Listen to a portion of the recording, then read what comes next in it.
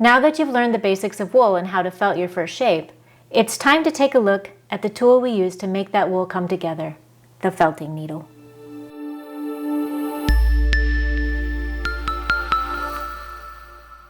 A felting needle has tiny notches or barbs along the sides. When you poke into the wool, those barbs catch the fibers and help them tangle together. That's how loose wool becomes a solid felted shape. The higher the number, the finer the needle. So a 36 is coarser, a 38 is medium, and a 40 is fine. A 36 gauge needle is great for starting a new shape. It moves the wool quickly and helps you build a form without a lot of effort.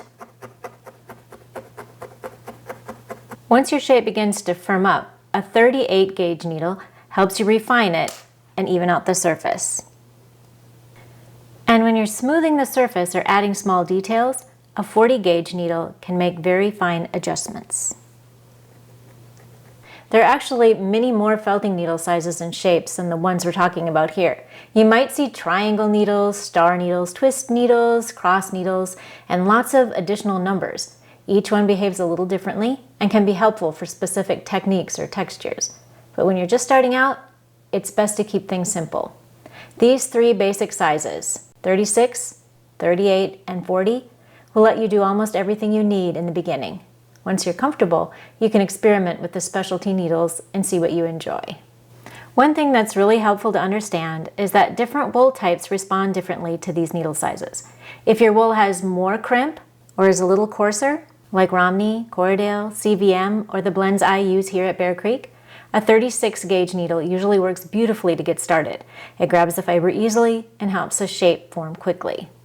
But if you're working with a very fine or smooth wool, you might find that a 36 feels too aggressive. In that case, you may want to begin with a 38, or even work mostly with the 40. There's no single right needle for every type of wool. Part of felting is learning how your wool responds. Trying out a couple of needle sizes is a great way to get to know your fiber.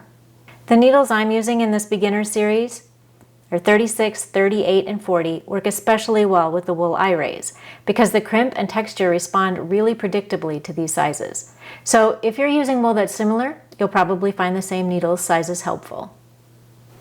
No matter which needle you're using, the most important thing is to poke straight in and straight out. If the needle bends when it's inside the wool, it's much more likely to break.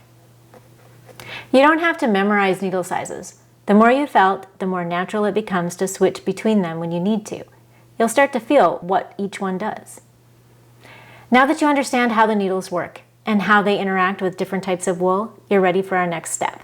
In the next video, we'll take the basic ball you learned earlier and turn it into an egg shape. The egg is one of the most useful building blocks in needle felting. Make sure to subscribe and continue in the Needle Felting for Beginners Start Here playlist, and I'll see you in episode 5.